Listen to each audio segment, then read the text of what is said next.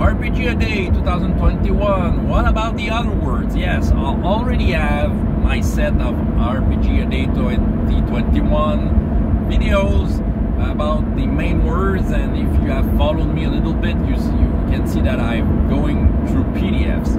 But I decided to ramble about the other words that I haven't used, the alternative prompts. So I'll do them in block. Today I will do the day 2, 3, and 4 other prompts. So 9 words. So let's begin with the first one. I'll try to be brief with each one. Senses.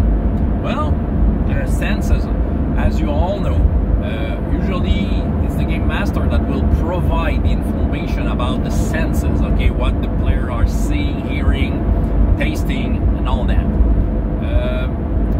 But once in a while, I like to give that to the players. In fact, I'm tending to do that more. It's just for me to think about it. But once in a while, having the players use their own senses and to tell the game master what he sees, I like that.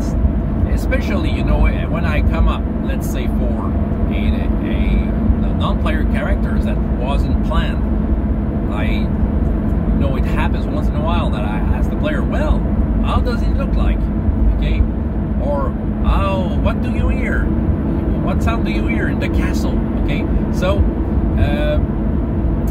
it's fun to do that. The players will provide you with their own view of the stuff, and you know, it happened to come up in the game from that. So once in a while, giving that to the players is fun. Let's go with plan. Yeah, as we all know, the plans doesn't go accordingly to what the players were thinking. Okay, at the first encounter, everything goes awry and they improvise and shoot everything. Yeah, but I like games where there are mechanics to help planning. Okay, you do a plan and you have a mechanic to support that. So the risk is still there, but still the plan just won't derail at the first occasion. And I'm thinking about a game I'm in right now that is called Nanocombe. This is a French cyberpunk role-playing game, and there's a mechanic in there for plans. So the player will tell, well, there are cards there, and that time there's a switch of shift, and in that door there's the lock, and so okay, that kind of thing. Then you put points in that. These are points, as it's called, connection point that the characters have, and they have to be careful on what they can put, because sometimes they might need connection point to do something else. But okay, so they can put connection points, and on the game master's side there's a little game system for him to manage the plan and what sorts of adversity that might happen in a scene in another one. So there will still be excitement, but it will more look like something according to plan with many risks, but the plan won't just derail at the first scene. It might derail a little later. I think, and some of you might correct me, but I think the role-playing game that was based on the Leverage TV series had some sort of a mechanic like that. This was a Cortex-based game, if I remember correctly. Voice. I don't really... you know, I don't mind if someone is trying to make a voice or not, okay? It's fun to do it, but, you know, it's not a requirement, okay? I think the intention is enough. Having the right intention when you talk, when you make someone talk, whether it's an NPC if you're the game master or your own player character, the intention is enough. And, you know, what can I compare? Okay, around the table, you don't look like your character, you don't smell you're like your character, I hope so, depending on what type of character you are. And so there's no need to have the same voice, okay? Having the right intention, having the right description, and I think the imagination can do the rest. Right, next word, day 3, risk. I really like to, as a game master, be transparent, okay? About the risk involved. I like to, you know, most of the time I will tell the difficulty number before it is rolled. It's a little meta, because I can do it even in situations where the players don't really know what is going on, but you know, you have beat that difficulty. Why? You'll see after.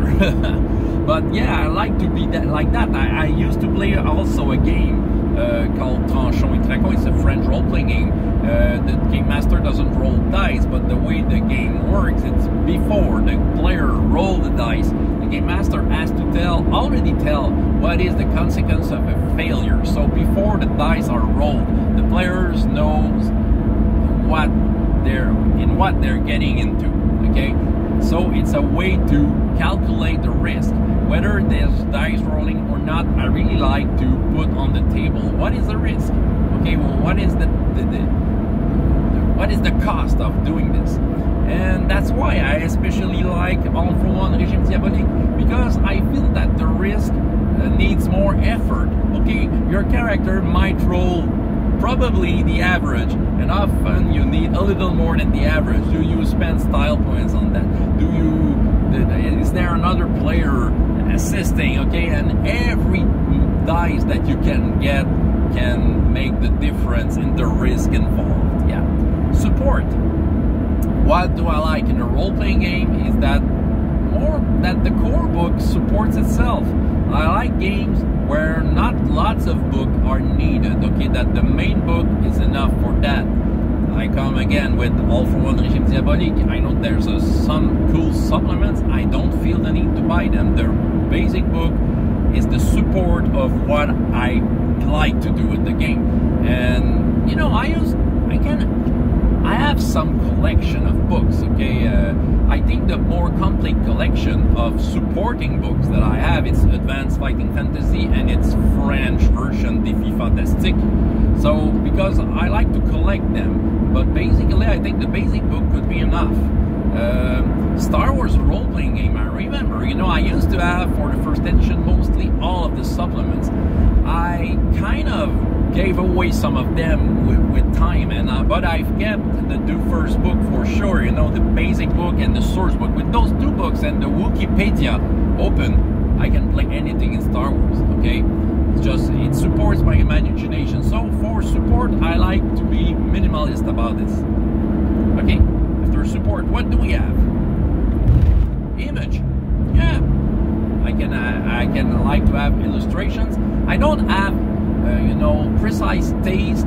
I like old school image that are more minimalist, but my imagination will do the rest. Yes, I can appreciate a work of art with lots of color and all that.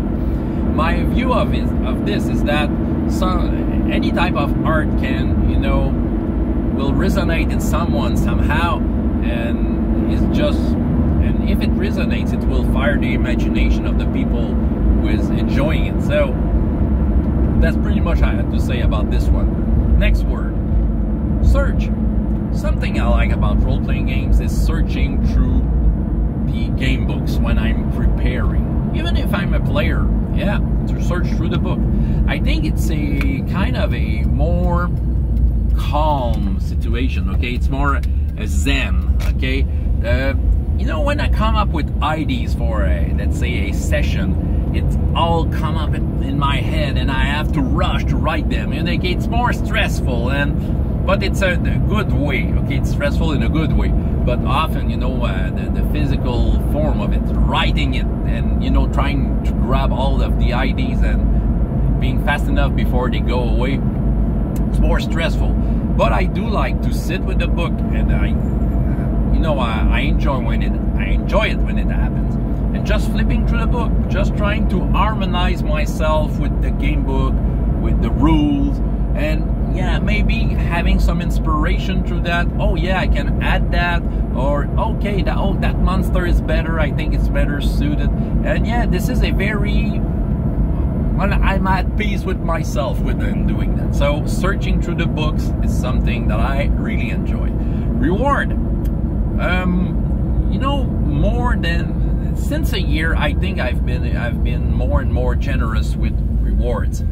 Rewards like points that you can give to the player through during the play, so they can have some bonuses or special effects. And I try to, well, I've learned to give them more. Before that, I was enjoying doing that, but I kind of forget about them. But I think I'm getting better at giving out more points.